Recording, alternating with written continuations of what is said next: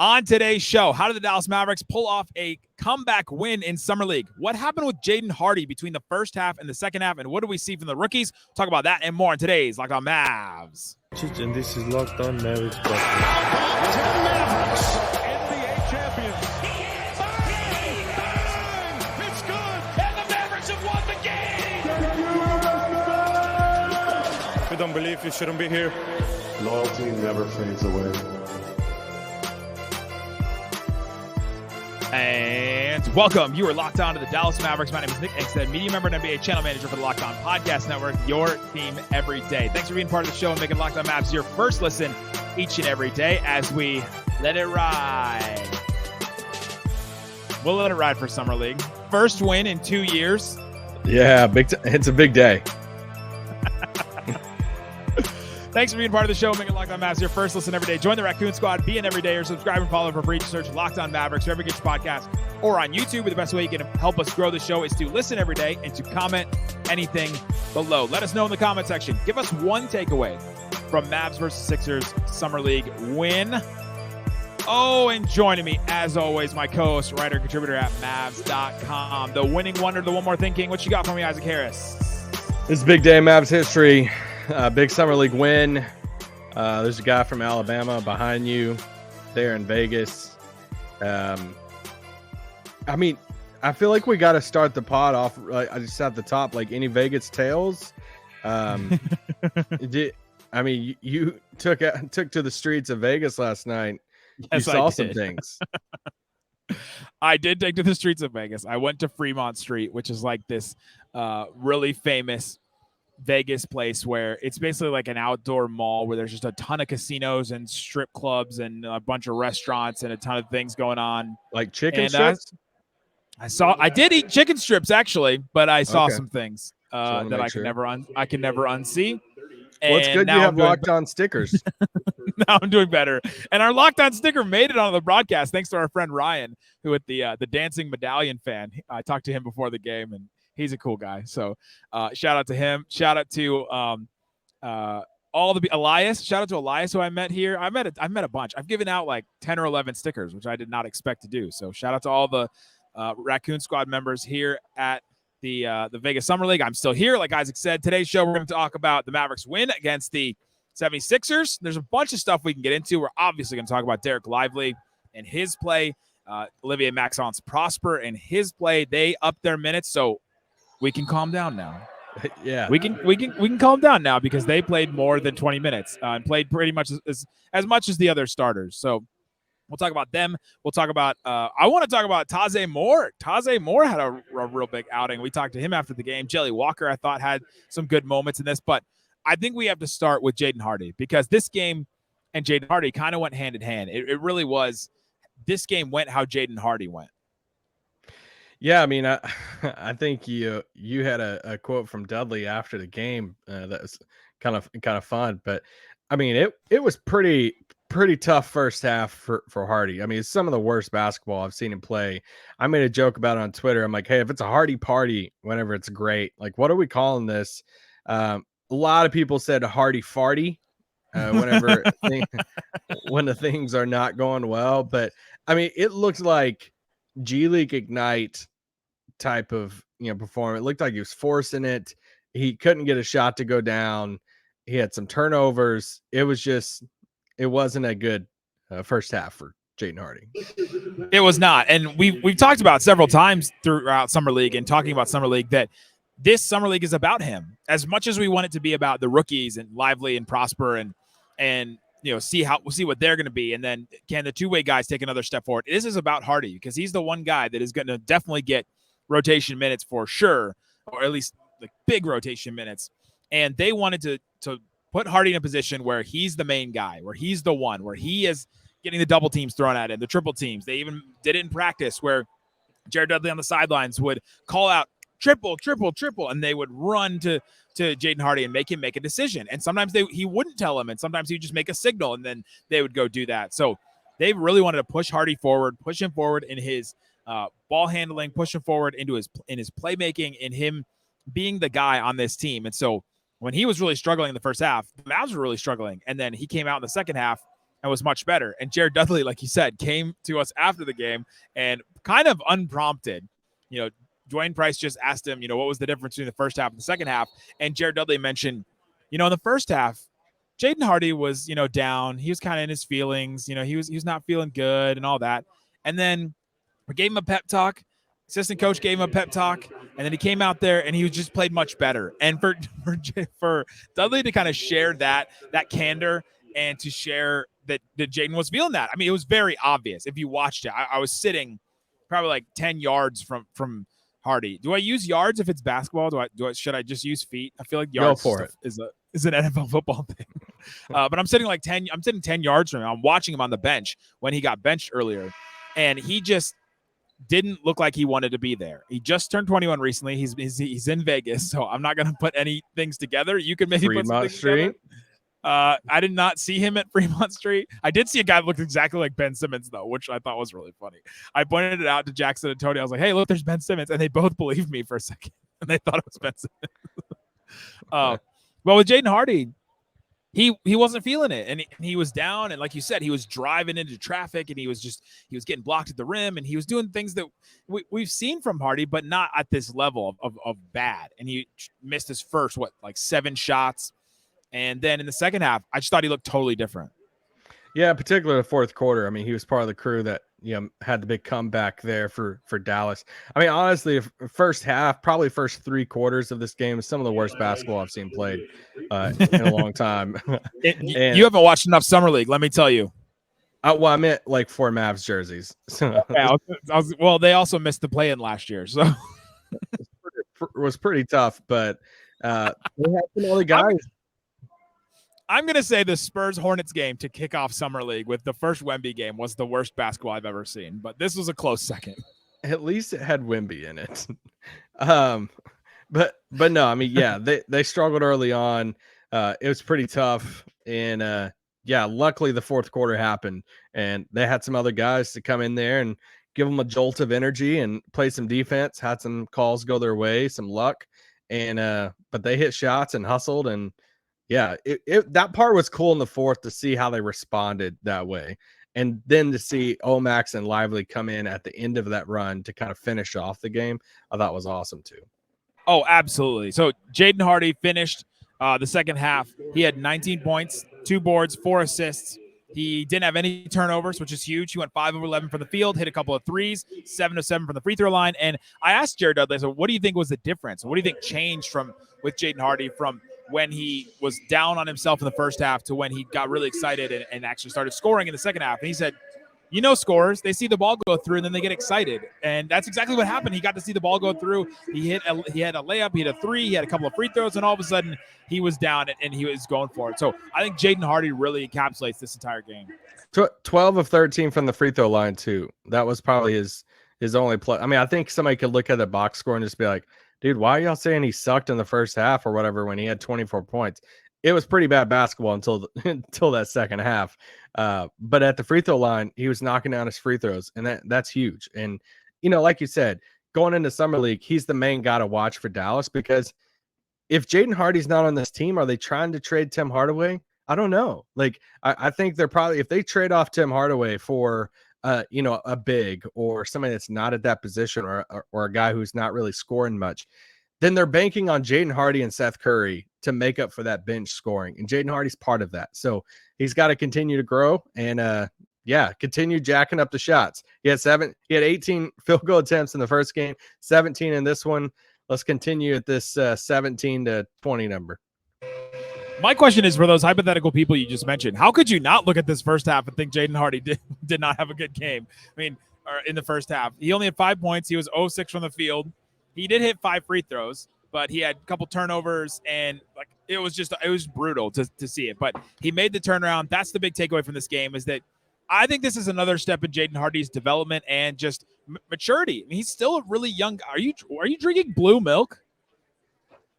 Blue. It's called white milk. Okay, it looks blue on the camera, but I thought it was blue. I thought it was just like Star Wars blue milk. Anyway, sorry. Second of all, drinking milk. Do I have to call back to when you drank milk early in our partnership with Locked On? Have you been drinking milk in Vegas? I have not. I have not milk. That is for sure. But with Jaden Hardy, it's the next step in his development is to, all right, get over yourself. Like, take the next step. Dust yourself off if you're having a bad game, a bad shooting night, because he's a scorer and he's a shooter, and he didn't shoot well in the G League, and then he's shooting really well for the Mavericks. And so he's got to learn how to deal and handle with the highs and lows, especially as the number one player. Everybody was saying it. Taze Moore after the game was saying, hey, when Jaden's the number one guy, blah, blah, blah. Then Jelly Walker came and spoke to the media afterwards and said, when Jaden's the number one guy, blah, blah, blah. Like, to hear both of them say that so distinctly, I think that was really cool from the Mavericks to, all right, we've pinpointed this guy as the number one guy, even in Summer League here. So the roles were super well defined and organized, and they know that. And with Jaden Hardy, he's got to take that next step, and he did in this game, and I love seeing that. Coming up, let's get into the rookies. Dereck Lively, Olivier-Maxance Prosper. Let's talk about what we saw from those guys in this game, because I thought they played some really good stuff. So we'll talk about that coming up. But before we do, let me tell you about Ibotta. Ibotta can help you in one very specific way. We buy stuff. You buy stuff. I buy stuff. And when I buy stuff, I want to benefit from those things. Not just that, like the physical thing that I bought or the material thing that I bought. I want to know that my purchases are going towards something that's helping me in the future. And the way to do that is with Ibotta. Ibotta gives you cash back on hundreds of grocery items, from produce to personal care to pantry goods. So you can make sure that you're beating inflation no matter what you're purchasing. Either link your royalty account or upload a receipt after you shop, and you'll get cash back. It's that easy. Go check out Ibotta. The average user earns $120 per year. Who couldn't use $120? You can earn that back on hundreds of online brands and retailers too when you start with Ibotta, including Lowe's, Macy's, Sephora, Best Buy, and more. Right now, Ibotta is offering our listeners $5 just for trying Ibotta by using the code LOCKED. When you register, that's the Google Play or the App Store. Download the free Ibotta app. Use the code LOCKED. Ibotta, that's IBOTTA, in the Google Play or App Store. Promo code LOCKED.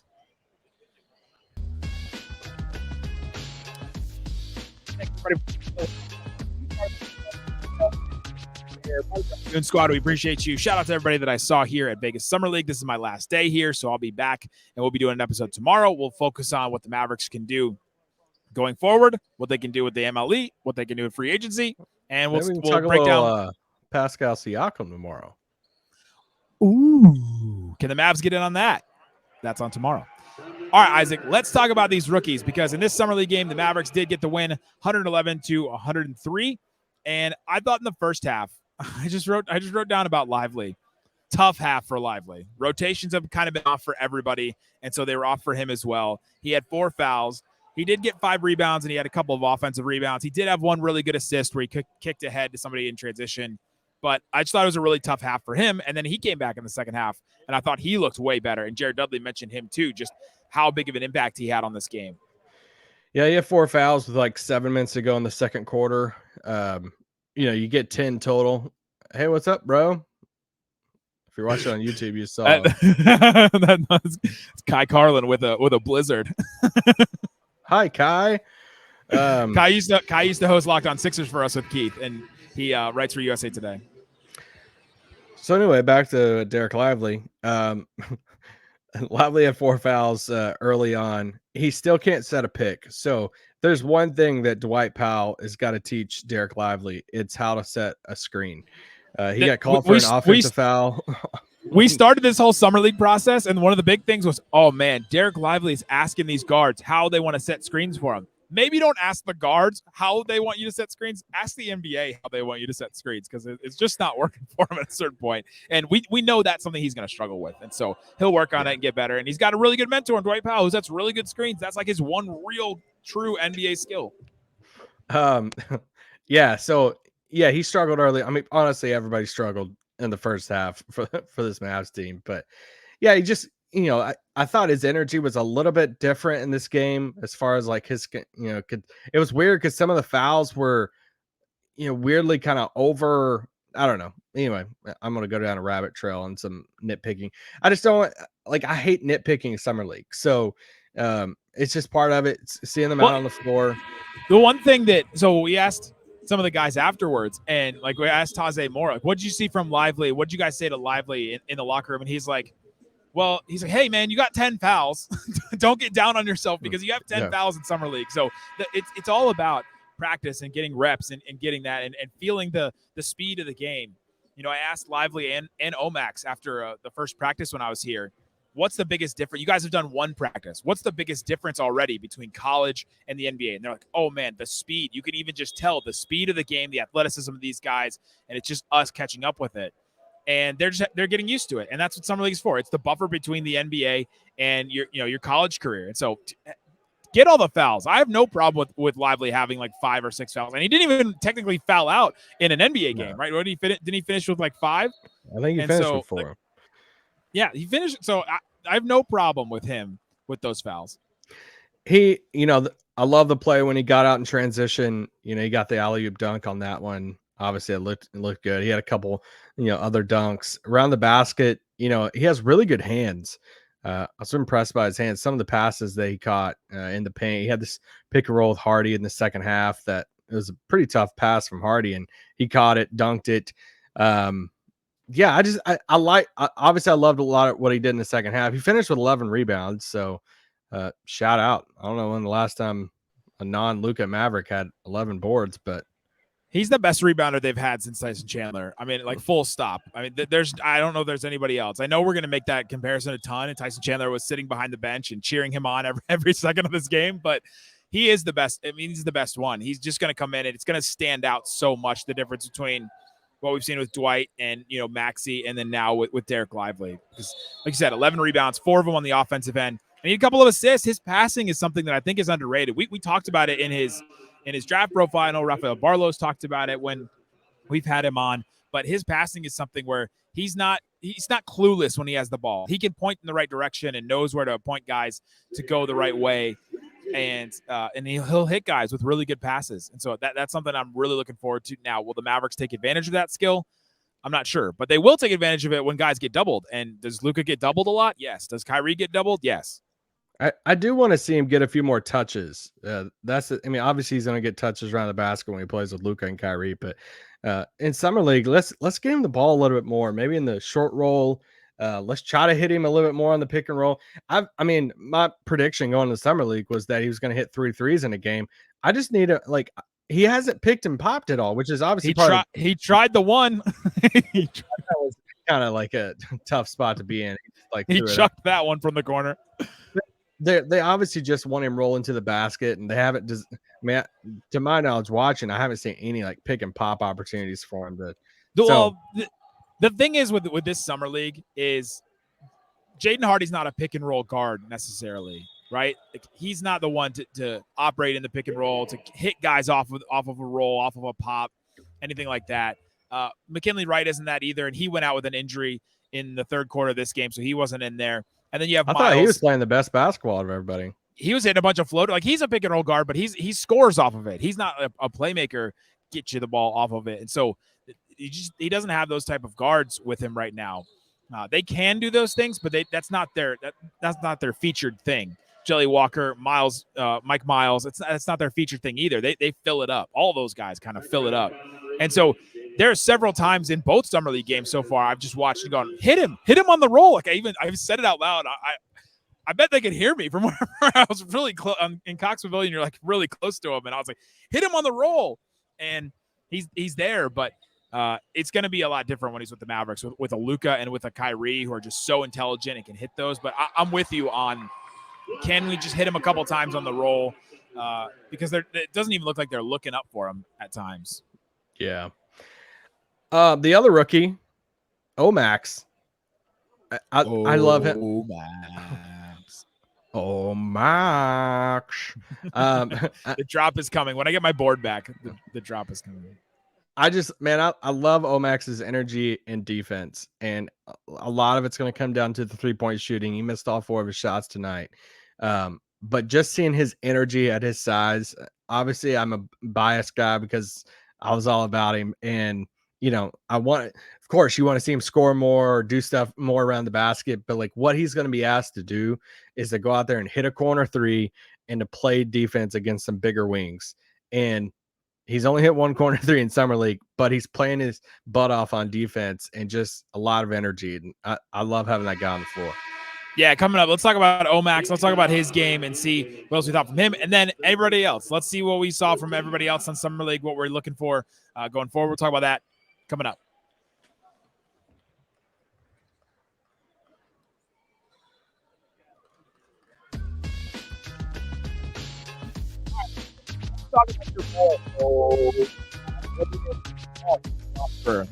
The announcer, the PA announcer in the arena had the right pronunciation of Maxence, which I really appreciated. Yeah, I heard that. Finished the game with 10 points, 7 boards, an assist, a steal, a block.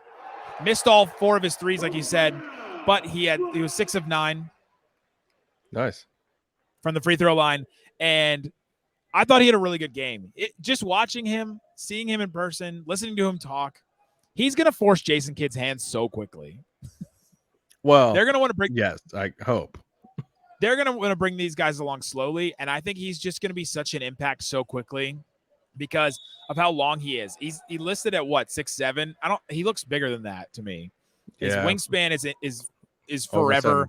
And if he starts hitting those threes, he's just going to be too much of an impact and exactly what they need with that long wingspan, being a little bit taller. I mean, he's taller than Grant Williams.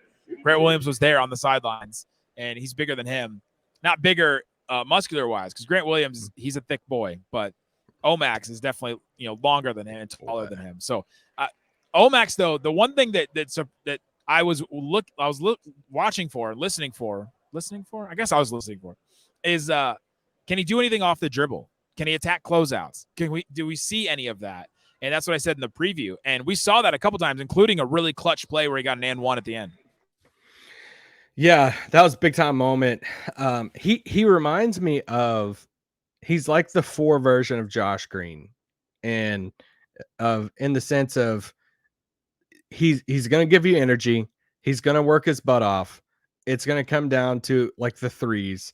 And he's going to make some young plays or fouls and stuff when he gets into the game that you gotta, like, that's the part of Josh Green, like early on, of like, all right, you're really athletic, you're going to work your butt off. We don't know if you can actually hit a shot, but we're just going to kind of unleash you and let you go play defense on some of these wings and work your butt off.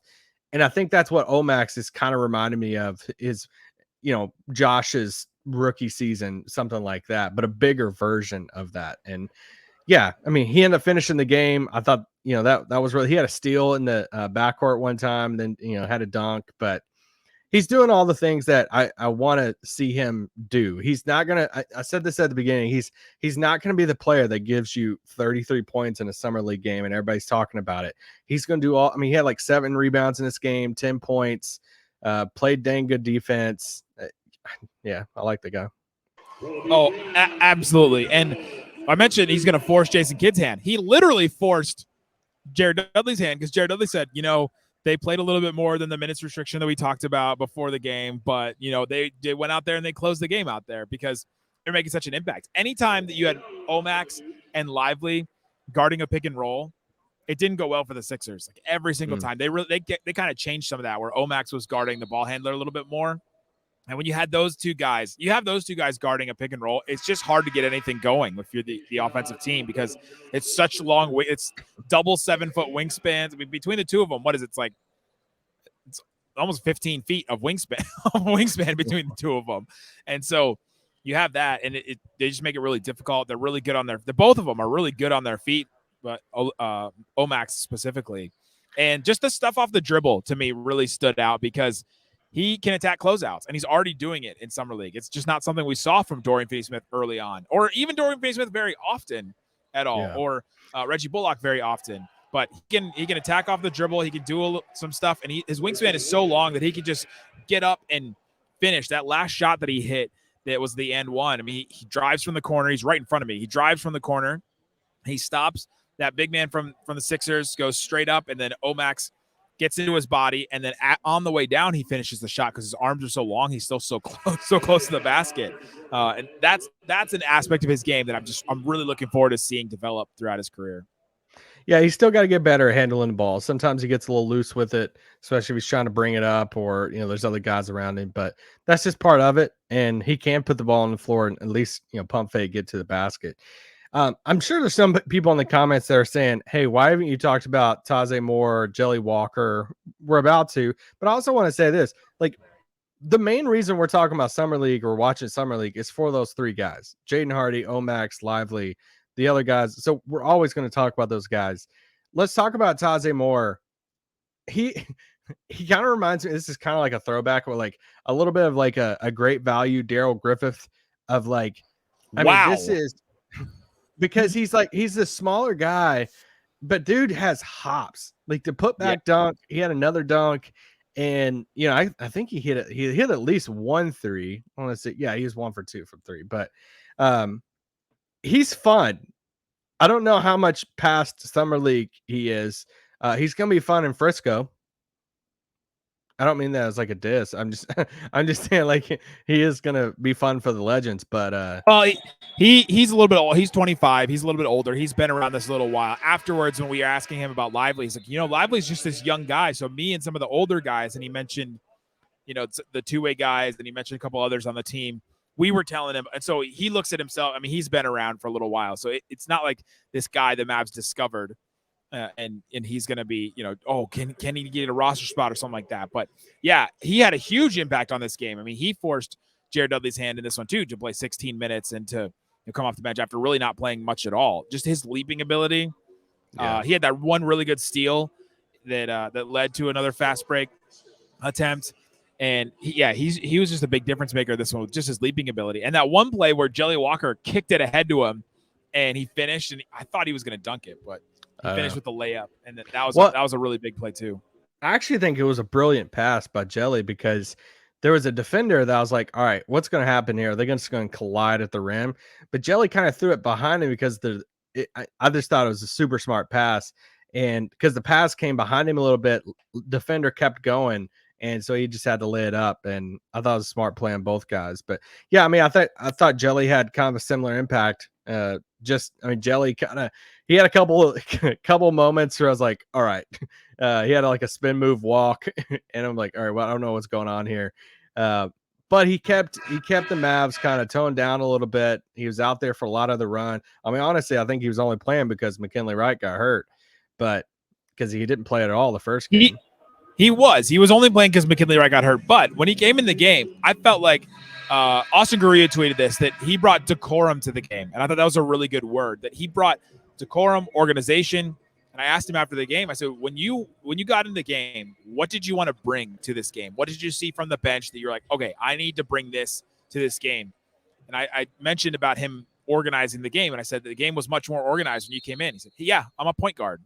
That was kind of his thing. He was great in media too. I really appreciated his answers, but he just said, like, I'm a point guard. So he came in. I felt like he leveled out the game a lot. He had some great passes. He had 3 assists in this game, scored 6 points, both of them on 3-point shots. And so he helped stretch the floor. This Summer League team does not take a lot of threes compared to the Mavericks that we're used to. I mean, they shot 7 of 26, and the Sixers were hitting a bunch of their threes early. They only took 29, but the Mavs only took 26 threes in this game, which is just not what we're used to a Mavericks team doing. But Jelly came in and hit a couple, which were big.